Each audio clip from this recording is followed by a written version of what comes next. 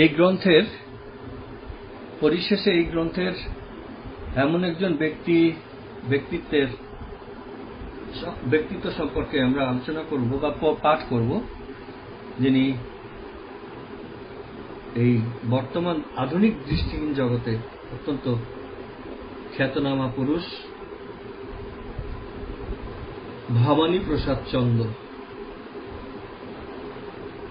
ময়মনসিংহ জেলার কোতোয়ালি থানার অন্তর্গত চরসমা গ্রামে ভবানী প্রসাদ 1932 খ্রিস্টাব্দের 13 এপ্রিল রবিবার মতান্তরে 3রা অক্টোবর 1931 জন্মগ্রহণ করেন। তার পিতার নাম ঈশ্বর শশীমোহন চন্দ, মাতা অমিয় প্রভাদেবী। ছোটবেলা থেকেই ভবানী প্রসাদ অধ্যবসায়ী এবং পরিশ্রমী ছিলেন। লেখাপড়ায় তো ছিল তার অসাধারণ নিষ্ঠা। তিনি তার শ্রেণীর দ্বিতীয় শ্রেষ্ঠ ছাত্র ছিলেন। তিনি ছিলেন শিক্ষকদের অত্যন্ত প্রিয়। এমনইভাবে দিন যায়, বেড়ে ওঠেন ভবানী প্রসাদ। এমন সময় ঘটে এক দুর্বিপাক। তখন তার বয়স বছর 12 হবে। 8ম শ্রেণীতে পড়াশোনা করেছিলেন। এই সময় 8ম শ্রেণীতে পড়াশোনা করছিলেন। এই সময় কোনো এক গণিত পরীক্ষায় আশানুরূপ ফল লাভে অকৃতকার্য হন। এই ব্যর্থতার জন্য তার মনে তীব্র ক্ষোভ ও অভিমানের সঞ্চার হয়। কঠিন পরিশ্রমের সঙ্গে তিনি গণিত অভ্যাস করতে থাকেন। ফলে তার স্বাস্থ্য ভেঙে পড়ে। তিনি শিরোপীড়ায় আক্রান্ত হন, জ্বরও দেখা দেয়। তার সঙ্গে জ্বরও দেখা দেয়। চিকিৎসকদের নিষেধ সত্ত্বেও তিনি সমানে পরিশ্রম করতে থাকেন।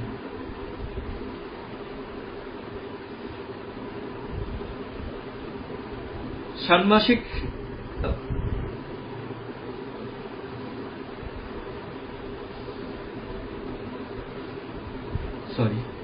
মর্মান্তিকভাবে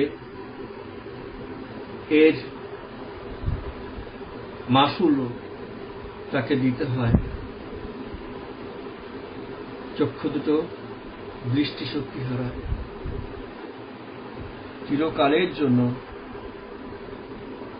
যদিও জ্বর ও শিরোপীড়া থেকে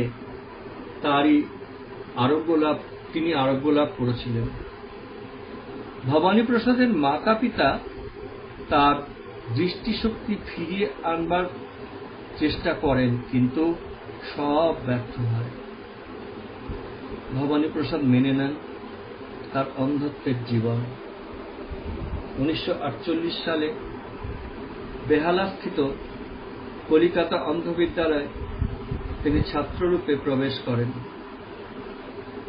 অচিরে তিনি তার নিজস্ব অধ্যবসায় ও নিষ্ঠা ব্রেইল লিপি মালা, যেটা দৃষ্টিহীনদের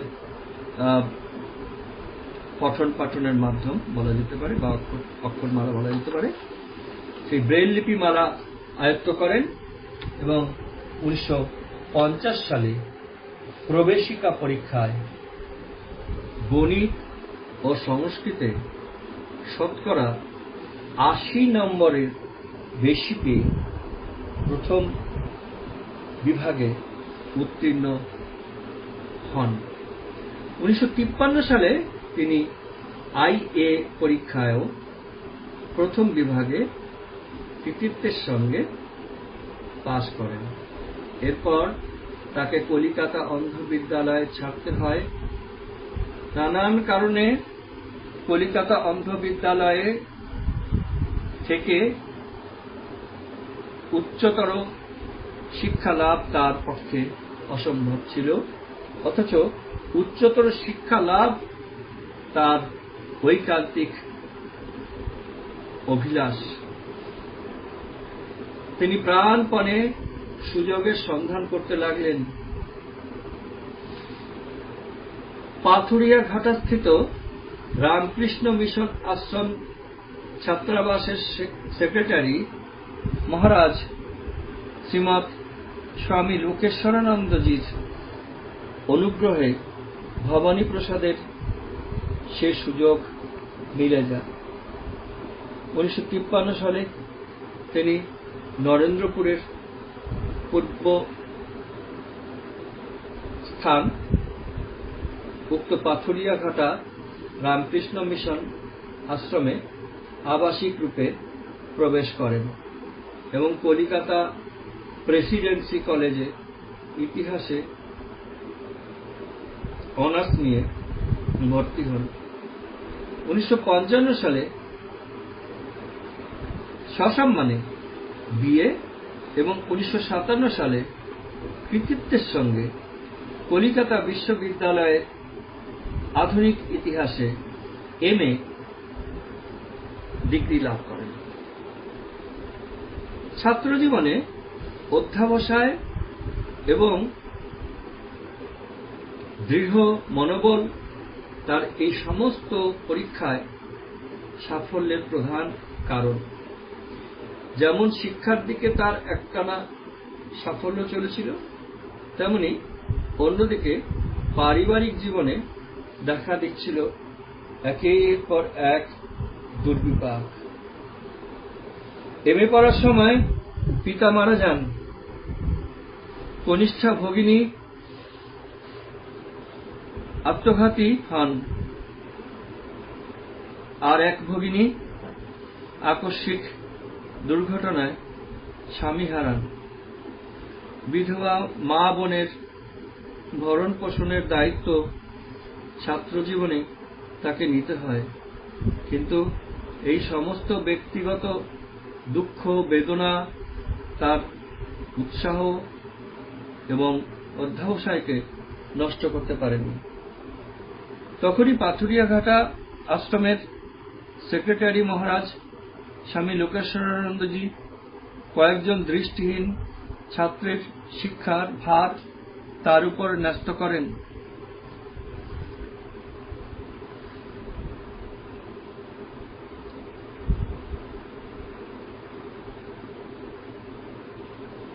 ফলত নরেন্দ্রপুর রামকৃষ্ণ মিশন অন্ধ বালক বিদ্যালয় আয়তনের বীজ এখানেই উক্ত হয়। এই দায়িত্ব পালন এবং নিষ্ঠাভরে নিজ অধ্যয়ন চালিয়ে যাওয়ায় উভয় ক্ষেত্রেই তার সমপরিমাণ দক্ষতা পরিস্ফুট ছিল।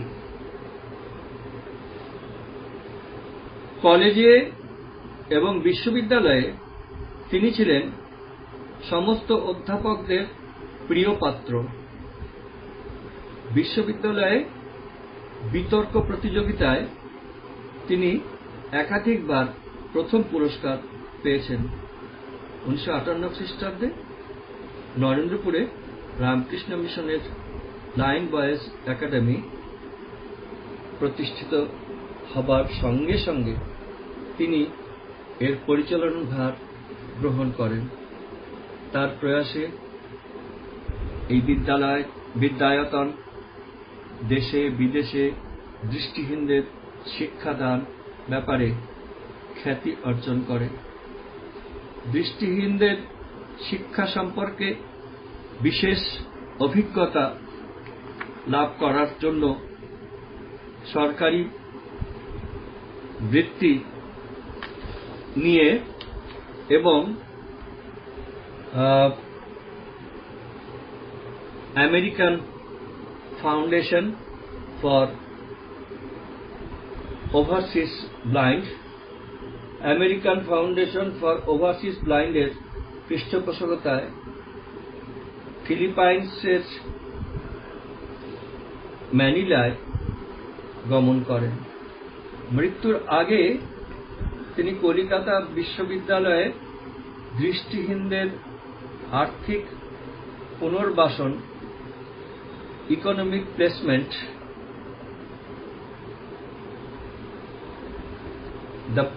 অফ দ্য ব্লাইন্ড সম্পর্কে গবেষণারত ছিলেন।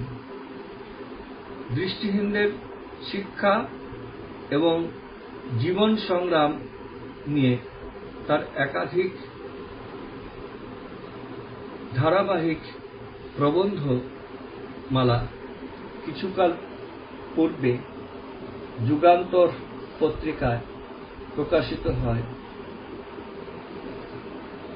সুধীমহল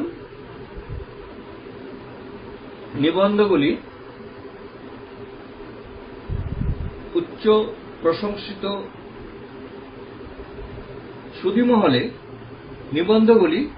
প্রশংসিত হয়। এছাড়া তিনি ছিলেন সুবক্তা, সুশিক্ষক। নরেন্দ্রপুর আবাসিক বিদ্যালয় এবং কলেজের ছাত্র ও সহকর্মীগণ তার অধ্যাপনা এবং ব্যক্তিত্বতে মুগ্ধ ছিলেন। সর্বোপরি তার অমায়িক ব্যবহার, সদা হাস্যময় মূর্তি তাকে সবার প্রিয় করেছিল। 1966 সালের 4 অক্টোবর মঙ্গলবার হৃদরোগে আক্রান্ত হয়ে মাত্র 35 বছর বয়সে তিনি শেষ নিঃশ্বাস ত্যাগ করেন।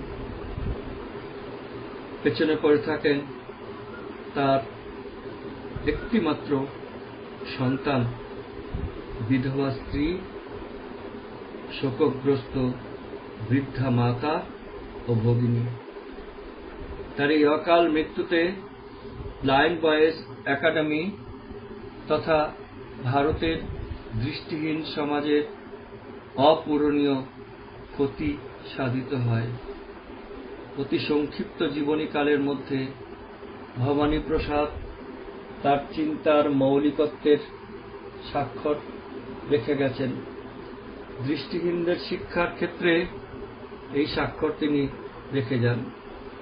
দৃষ্টিমান ও দৃষ্টিহীন ছাত্রদের একই সঙ্গে পড়াশোনা করার পদ্ধতি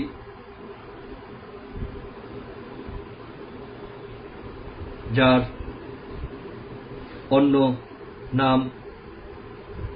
অন্য নাম সাঙ্গিক শিক্ষা, তারই আগ্রহে নরেন্দ্রপুর রামকৃষ্ণ মিশন বিদ্যালয়ে প্রবর্তিত হয় এবং ব্লাইন্ড বয়েজ একাডেমিতে দৃষ্টিহীন ছাত্রদের কারিগরি শিক্ষার প্রবর্তনও তারই প্রচেষ্টার ফল।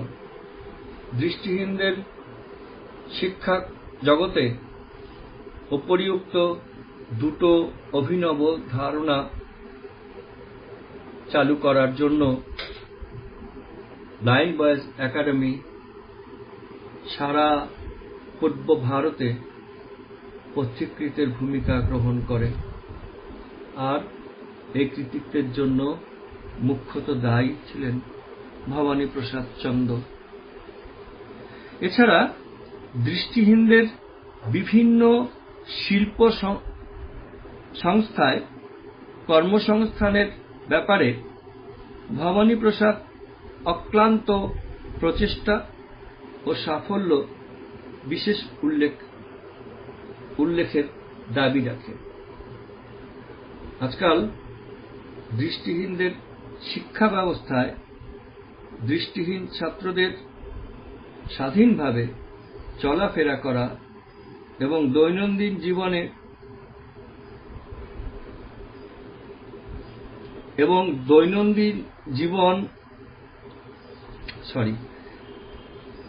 আমি একটু আগে থেকে পড়ছি। আজকাল দৃষ্টিহীনদের শিক্ষা ব্যবস্থায় দৃষ্টিহীন ছাত্রদের স্বাধীনভাবে চলাফেরা করা এবং দৈনন্দিন গৃহস্থালী কাজকর্ম শেখানোর উপরও বিশেষ গুরুত্ব দেওয়া হয়। এ বিষয়েও ভবানীপ্রসাদকে দেশের অন্যতম পথিকৃৎ বলা চলে, কারণ তারই আমলে একাডেমিতে মোবিলিটি এবং ডেইলি লিভিং এর শিক্ষা সূচি চালু হয়েছিল। পূর্ব ভারতে দৃষ্টিহীন শিক্ষায়তনগুলিতে এটাই হল এই ধরনের প্রথম প্রয়াস। দৃষ্টিহীনদের শিক্ষক প্রশিক্ষণের ব্যাপারেও তার আগ্রহ ও কৃতিত্ব বড় কম ছিল না। তারই প্রচেষ্টায় নরেন্দ্রপুরে দৃষ্টিহীনদের শিক্ষক প্রশিক্ষণের পূর্বাঞ্চলীয় কেন্দ্রটি ভারত সরকারের অনুমোদনে প্রতিষ্ঠিত হয়। একাডেমির বাইরে যে সমস্ত দৃষ্টিহীন ব্যক্তি রয়ে গেছে তাদের, বিশেষত দৃষ্টিহীন মেয়েদের প্রয়োজন পূরণের তাগিদ অনুভব করে শ্রীমৎ স্বামী লোকেশ্বরানন্দজি আনুকূল্যে গড়ে তোলেন সোসাইটি ফর দি ওয়েলফেয়ার। এই সোসাইটি ফর দি ওয়েলফেয়ার